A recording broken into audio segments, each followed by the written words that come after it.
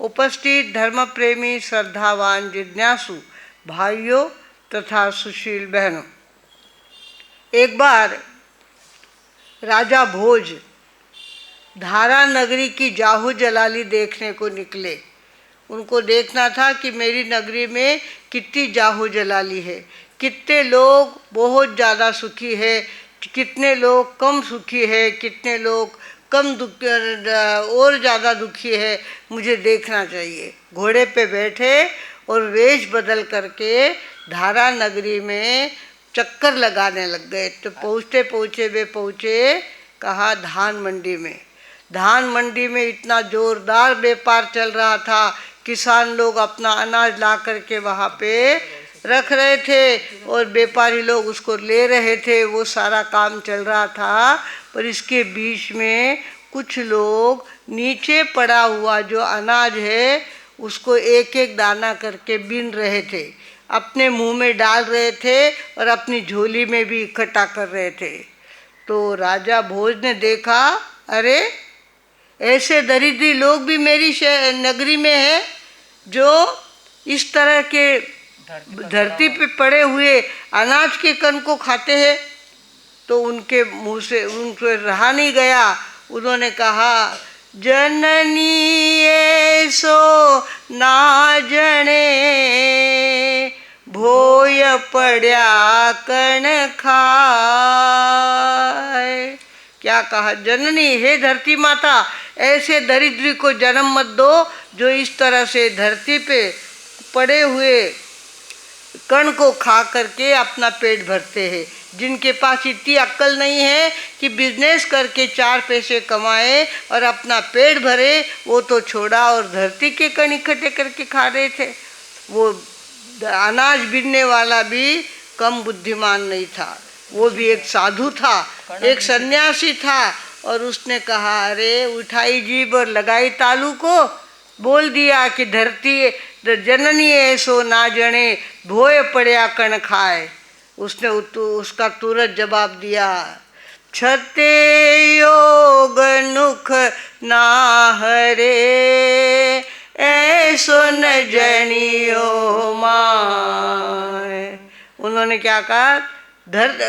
जननी ऐसो ना जने भोय पड़या कण खाए। उसने उत्तर दिया, छते योग दुख ना हरे ऐसो न जनियो माय। जिसके पास, जिसकी तिजोरी में इतना सारा धन पड़ा है पर वो पड़ा ही रहा है, उसका उपयोग वो नहीं करता, ऐसे लोगों को भी जन्म मत दो। क्या कहा? उसने कहा, ऐसे धरती के कण को इकट्ठा करके खाने वाले को जन्म मत दो। तो उसने कहा, जिसके पास बहुत ज़्यादा धन है और वे दान नहीं करते, ऐसे लोगों को भी हे माँ तुम जन्म मत देना। इस तरह से राजा ने ये शब्द सुने और उनके मन में, कलेजे में ये शब्द चुभ गए और उन्होंने अपने लोगों को चारों तरफ भेजा और कहा कि देखो, कौन अपनी नगरी में भूखा सोता है, किसके घर में चाय बनाने के लिए शक्कर नहीं है, किसके घर में आटा नहीं है, किसके घर में वस्तु नहीं है, ऐसे घरों को देखो और चुपचाप वहाँ पर जा कर के अपनी मदद पहुँचाने का काम चालू कर दो। इस तरफ से भगवानों हमें भी चाहिए। हम लोग अभी यहाँ बैठे हैं, पेट भर के आए हैं, व्यवस्थित नाश्ता करके आए हैं और वापस भूख लगने से पहले ही घर में रसोई तैयार हो जाएगी, पेट भर के खाना खा लेंगे और फिर सो जाएंगे।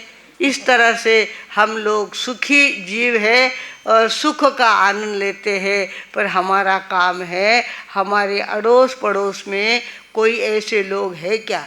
अपने लोगों को भेज करके, अपने काम वाली को भेज करके ऐसा तपास करवाना चाहिए कि किनके घर में चाय के लिए पत्ती नहीं है, किनके घर में दूध नहीं है, किनके घर में अनाज नहीं आ रहा है, किनके घर के बच्चे भूखे सोते हैं। जरा जाके देख के आओ और वहाँ चुपचाप रिक्शा वालों के पास एड्रेस दे दो और सामान भिजवा दो। किसने भेजा ये भी मालूम नहीं पड़े।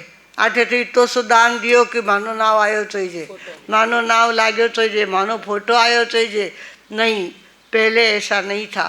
उन्होंने कहा कि जा कर के देख के आओ, जिनके घर में कम है उनके घर में चुपचाप पहुंचाने का काम, करने का काम तुम्हें करना है।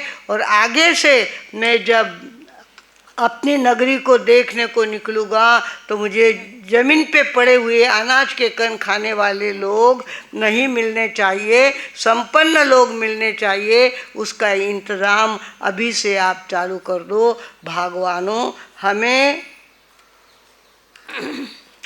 हमें इस तरह से अपने ज़िंदगी में कुछ बातों का प्रयोग करना चाहिए। भूखा प्यासा पड़ा पड़ोसी, तूने रोटी खाई क्या? भूखा प्यासा पड़ा पड़ोसी, तूने रोटी खाई क्या?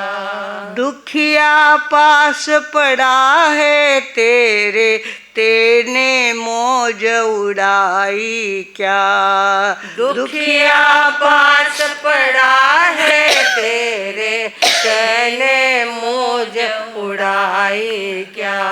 सबसे पहले पूछ कर भोजन तो फिर खाया कर। सबसे पहले पूछ कर भोजन तो फिर खाया कर। मन मंदिर में गाफिले, झाड़ू रोज लगाया कर। मन मंदिर में गाफिले, झाड़ू रोज लगाया कर। आदमियों का तो ध्यान रखना ही है। मनुष्य का ध्यान नहीं रखेगा तो कौन ध्यान रखेगा? वो तो ध्यान रखना ही चाहिए। पर आपने देखा होगा रात को कुत्ते बहुत भूखते हैं। कुत्ते इतने ज़्यादा भूखते हैं, ऐसा लगता है यानी कहीं उगए तो कोई काम नहीं किया, नहीं तो ज़ोर ज़ोर आवाज़ करे और भूखते जाते हैं। इसका हमने तपास लगाया तो पता चला कि तिर्यंच गति के अंदर क्षुधा वेदनी बहुत ज़्यादा होती है। पशु पक्षियों में भूख की वेदना ज़्यादा होती है। और रात होए तब तक उनका पेट का थोड़ा बहुत टुकड़ा उनको मिला था वो खा लिया और कब पच गया ये पता ही नहीं चला। रात को उनको बहुत ज़ोरों की भूख लगती है। और जो भूख लगती है जो ज़्यादा भूखते हैं, जो ज़्यादा भूख लगती है जो ज़्यादा भोगते हैं। और हम लोग हैं जो कहते हैं कुत्ते को हड़ हड़ ए, इस तरह से बोल करके उसको हम भगा देते हैं। पर हम कभी सोचते नहीं हैं कि ये इतना भूखा है, इसके लिए भूख रहा है। हमें चाहिए कुत्ते की रोटी हम कभी भी करना अपने घर में ना भूले। घर में रोटियां होती है, उसके अंदर 4 रोटियां कुत्ते के नाम की भी।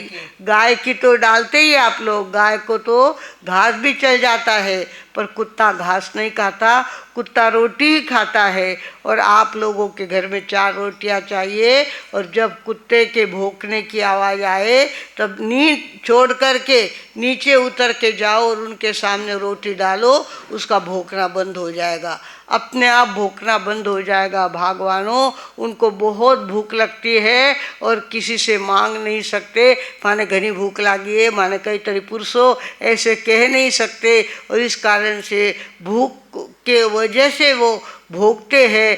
तो हमको चाहिए जब भी कुत्ते के भौंकने की आवाज़ आती है तब रोज मन में विचार आता है कि भगवान किने तरी सद्बुद्धि दो और यानी रोटियां पुरसो, यानी रोटियां घालो, यानी रोटियां दो। इस तरह से मन करता है। आप लोगों का भी काम है, कुत्ते के नाम की 4 रोटियां आपके घर में होनी ही चाहिए। और जब कुत्ता भौंके तब उसके सामने रोटी डालो, वो भौंकना बंद कर देगा। अपने आप उसके ज़िंदगी में शांति आ जाएगी, उसकी भूख चली जाएगी और वो भौंकना बंद कर देगा। भगवानों, आदमी आदमी का ध्यान तो रखे ही, खास में पशुओं का भी ध्यान रखना बहुत ज़रूरी है। और इस तरह से अब हम लोग अगर अपने संपत्ति का सदुपयोग खाली घर वाला ने जिमाई दियो, घर पूर्ति रसोई कर ली, बछड़ो आटो पाछो फ्रिज में रख दियो, पाछो उस सांद्रा उरी रोटियां कर दी, इसमें कोई बहुत बड़ा काम नहीं किया है। काम तो तब बड़ा होता है जब अपने घर की चिंता बाजू में रखकर औरों की चिंता हम करें और पुण्य का खजाना बढ़ाए, तब हमारी जिंदगी की सार्थकता हो सकती है। महासती जी आपके सामने 63 चला का पुरुष का महिमा बताने वाले हैं, परिचय देने वाले हैं। आदिनाथ से उन्होंने चालू किया है और आगे चलकर 24 तीर्थंकरों की हड्डियाँ कैसी होती है, उनका समचतुरस्थ संस्थान कैसा होता है, उनका संग्रहण कैसा होता है। उनकी हड्डियाँ इतनी मजबूत होती है कि हड्डी पे हड्डी चढ़ा करके ऊपर के कील ठोक दो तो कभी उनको हड्डी टूटने का हड्डी टूटने की बीमारी उनको होती नहीं है। इतना ज़बरदस्त संग्रहण उनका होता है। कई कई बातें तीर्थंकरों को अपने आप प्राप्त होती है।